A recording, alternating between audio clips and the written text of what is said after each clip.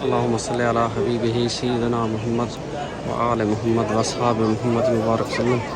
الصلاۃ والسلام علیک یا رسول اللہ، الصلاۃ والسلام علیک یا حبیب اللہ، الصلاۃ والسلام علیک یا رحمۃ للعالمین یا رحمۃ للعالمین، انت شفیع المذنبین، ادرک لنا یوم الحزین، فضل وجود والکرم، فضل وجود والکرم، یا رسول اللہ کر یاری صلی اللہ پڑھا لکھواری۔ اللہم صلی علی حبیبہ سیدنا محمد وآل محمد واصحاب محمد وبارک وسلم۔ دوستو، یہ وہ جگہ ہے کعبہ شریف میں جہاں پر 70,000 فرشتے آپ کی دعاؤں پر آمین کہتے ہیں، اور اس کی اور بھی ایک فضیلت ہے۔ جب آپ صلی اللہ علیہ وسلم مکہ مکرمہ میں تشریف فرما تھے تو اس وقت اسی رخ پہ نماز پڑھا کرتے تھے۔ یہ رکن یمانی اور حجر اسود کا درمیانی حصہ ہے۔ یہاں پر حضرت حسن بصری رضی اللہ عنہ فرماتے ہیں کہ 70,000 فرشتے آپ کی دعاؤں پر آمین کہتے ہیں۔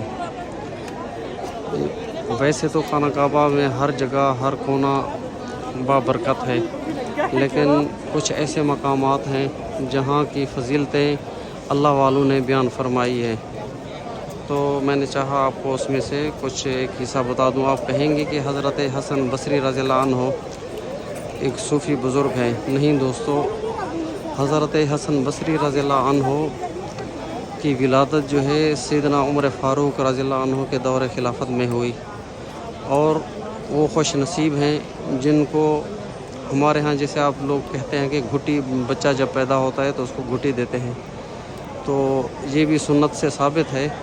تو ان کو گھٹی جو ہے حضرت عمر فاروق رضی اللہ عنہ نے دی، اور ان کی جو والدہ ماجدہ تھیں ام المومنین حضرت سلمہ رضی اللہ عنہ کی غلام اور خادمہ تھیں، تو ان کو یہ بھی شرف حاصل ہے کہ وہ آپ صلی اللہ علیہ وسلم کے گھر میں پرورش پائی۔ تو دوستو، وہ عظیم ہستی ہیں حضرت حسن بصری رضی اللہ عنہ، جن کی طرف سے سلسلہ چشتیہ اور بہت سارے جو بھی سلسلے ہیں یہ بزرگان دین کے، ان سے جا کے ملتے ہیں۔ انہی سے سیدنا مولا علی شیر خدا رضی اللہ عنہ سے یہ ولایت کا سلسلہ چلا ہے۔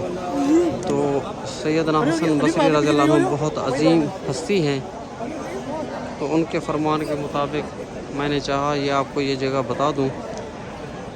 دعاؤں میں یاد رکھیے گا، میں دعا کر رہا ہوں اللہ پاک حضور صلی اللہ علیہ وآلہ وسلم کی تمام امت کی پریشانیوں کو دور فرمائے۔ جو مسلمان اس دنیا سے رخصت ہو گئے ہیں سب کی مغفرت فرمائے۔ اللہ پاک تمام بیماروں کو شفائے کاملہ عاجلہ عطا فرمائے۔ جو دوست حاضری کے لیے دعائیں کا کہتے ہیں، سب کی دعاؤں کو اللہ پاک قبول فرمائے، سب کو اپنے در کی حاضری نصیب فرمائے۔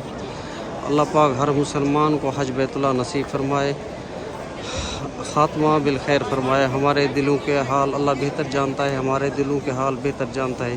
یا رب، جن کے بھی نیک دل ارادے ہیں، جو دوست دیکھ رہے ہیں یا سن رہے ہیں یا جو ہمیشہ دعاؤں کے لیے کہتے ہیں، سب کے حالات تو بہتر جانتا ہے، سب کے حالات بدل دے میرے مالک، سب کا خاتمہ بالخیر فرما، سب کو ایمان کی طاقت ہمت عطا فرما۔